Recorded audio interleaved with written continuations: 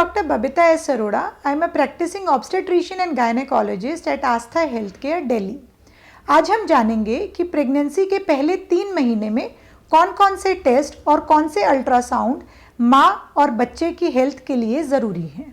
तो सबसे पहले हम जानते हैं, जब आप अपने डॉक्टर के पास फर्स्ट टाइम विजिट करते हैं तो कौन कौन से ब्लड टेस्ट आपके लिए करवाना बहुत ज़रूरी है।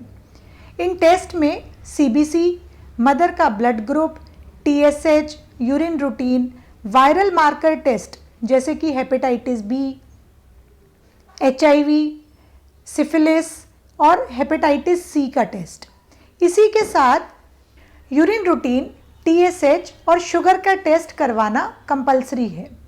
इसी के साथ कुछ ऑप्शनल टेस्ट भी बताए जाते हैं, जिसमें HPLC और रूबेला IgG का टेस्ट है।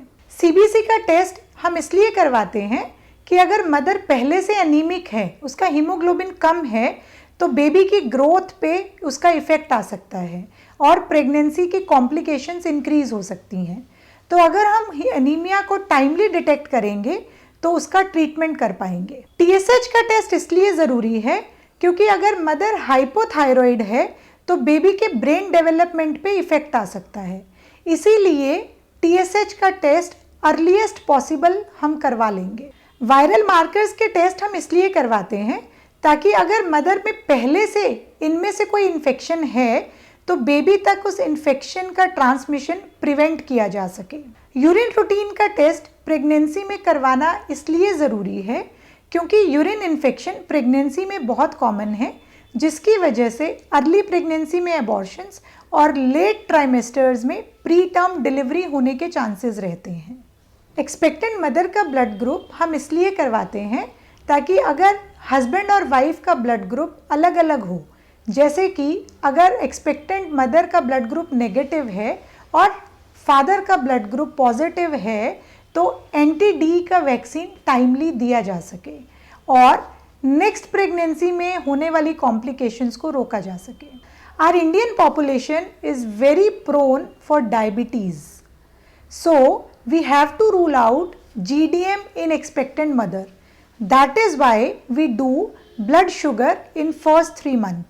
रूबेला IgG का टेस्ट करने से हम ये पता लगा सकते हैं कि हमारी बॉडी रूबेला के अगेंस्ट इम्यून है या नहीं।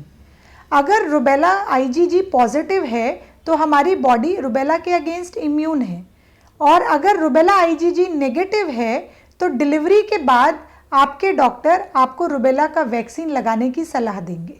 HPLC का टेस्ट हम थैलेसीमिया जानने के लिए करते हैं। थैलेसीमिया एक जेनेटिक डिसऑर्डर है जो बच्चा अपने मदर और फादर के जीन से ही इनहेरिट करता है। थैलेसीमिया होने से आपका ब्लड ठीक से नहीं बनता है। Some children who are born with thalassaemia major are not compatible with life. इसीलिए अगर हम मदर का थैलेसीमिया टेस्ट करेंगे तो हमें पता चल जाएगा कि बच्चे में थैलेसीमिया होने का चांस है या नहीं। अब हम जानेंगे कौन सा अल्ट्रासाउंड प्रेगनेंसी के पहले 3 महीने में करवाना चाहिए। The first ultrasound which is done is called as the dating scan. This scan is done in between 6th to 8th week of pregnancy to know whether cardiac activity is present or not. This scan also helps out to know the exact date of delivery. Pregnancy के पहले 3 महीने में ही एक और important ultrasound किया जाता है जिसे हम कहते हैं न्यूकल स्कैन या NT-NB स्कैन। इस अल्ट्रासाउंड की हेल्प से हम कुछ जेनेटिक डिजीजेस को पहले से डिटेक्ट कर सकते हैं। NT-NB का scan 11th to 13th week के बीच किया जाता है। इसी अल्ट्रासाउंड के साथ एक ड्यूअल मार्कर का टेस्ट करते हैं। NT-NB स्कैन और ड्यूअल मार्कर टेस्ट को कंबाइन करके हम कहते हैं कंबाइंड स्क्रीनिंग टेस्ट। इन दोनों टेस्ट की हेल्प से हम कुछ सीरियस डिजीजेस जैसे कि डाउन सिंड्रोम और एडवर्ड सिंड्रोम को डिटेक्ट कर सकते हैं। इन सिंड्रोम्स को डिटेक्ट करना इसलिए ज़रूरी है क्योंकि अगर किसी बच्चे में डाउन एडवर्ड सिंड्रोम पाया जाता है तो वो बेबीज़ लाइफ के लिए कंपैटिबल नहीं होते हैं और हमें प्रेगनेंसी टर्मिनेट भी करनी पड़ सकती है। डाउन सिंड्रोम और एडवर्ड सिंड्रोम के साथ babies generally mentally retarded with multiple congenital anomalies पैदा होते हैं। इसीलिए 11th to 13th वीक पे इन टेस्ट के थ्रू हम पहले से डिटेक्ट कर सकते हैं कि बेबी में कुछ सीरियस प्रॉब्लम तो नहीं है। क्या हम ये प्रेगनेंसी आगे कंटिन्यू कर पाएंगे या नहीं कर पाएंगे। कुछ ऐसी डिजीजेस भी हम डिटेक्ट कर सकते हैं जिसका ट्रीटमेंट अवेलेबल है, ताकि टाइमली ट्रीटमेंट से मदर एंड बेबी दोनों हेल्दी रहें।